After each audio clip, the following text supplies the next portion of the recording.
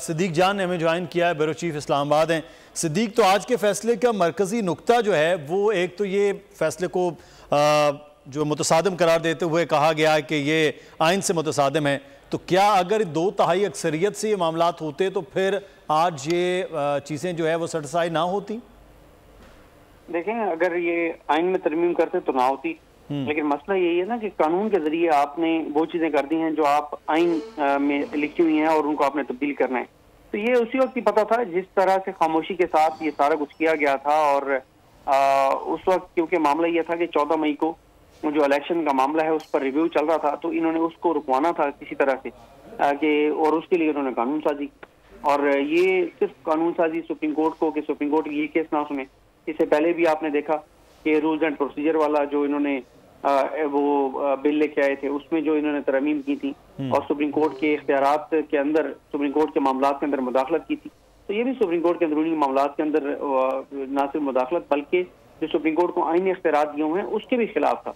तो अगर आपने सुप्रीम कोर्ट को आईनी जो इख्तियारात दिए उसको तब्दील करना तो आप आइन में जाके तरमीम कर लें, लेकिन आइन में तरमीम ये कर नहीं सकते थे, 228 वोट इनके पास नहीं थे।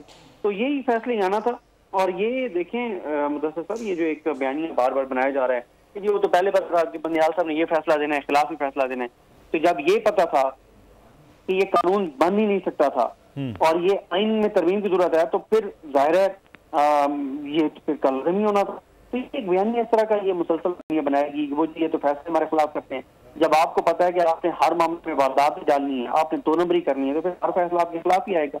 अगर आपका हर काम ही 2 नंबरी पे उसके ऊपर होगा इन्हिसार करते हुए और गलत तरीके से होगा, तो फिर फैसला तो आपके खिलाफ ही आएगा।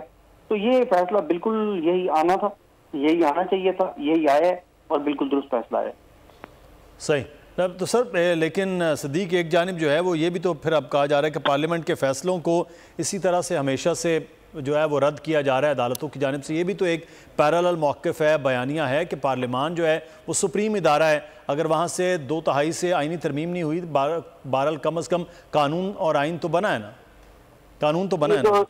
ये जो ये बयानिया बनाया जाता है ना, या ये जो मौक़िफ़ अपनाया जाता है कि पार्लियामेंट बहुत सुप्रीम है और पार्लियामेंट बड़ा मुकद्दस इदारा है, ये करना चाहिए। इतनी पार्लियामेंट सुप्रीम है, वो आपको भी पता है, मुझे भी पता है कि लंदन में बैठे हुए एक इश्तिहारी फैसले करता है और पार्लियामेंट उसको चलती है। तो ये पार्लियामेंट सुप्रीम है, पार्लियामेंट सुप्रीम है, या इख्तियार मुजरिम सुप्रीम है। पार्लियामेंट सुप्रीम है, या एक इश्तिहारी जो पाकिस्तान के इदारों को मतलूब है वो सुप्रीम है। तो ये नहीं कहना चाहिए हमें कि पार्लियामेंट सुप्रीम है।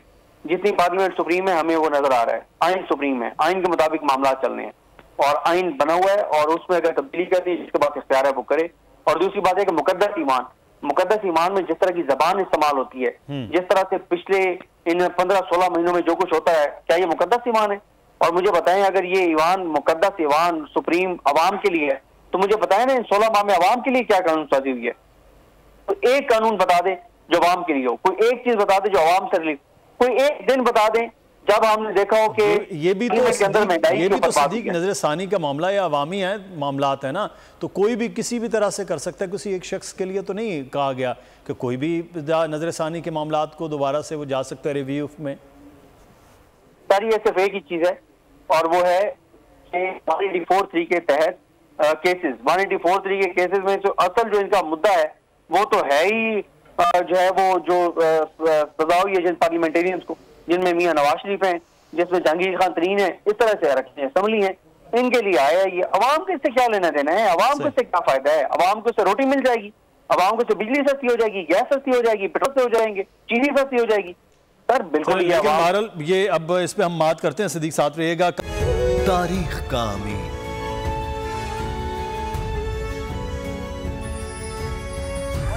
आजादी की अलामत,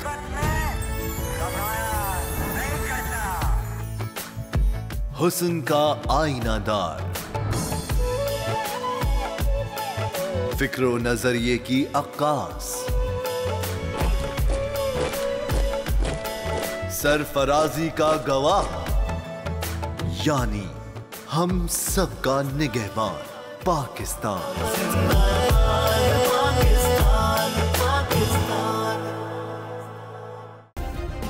सब्सक्राइब करें और बेल दबाएं ताकि कोई खबर रह न जाए।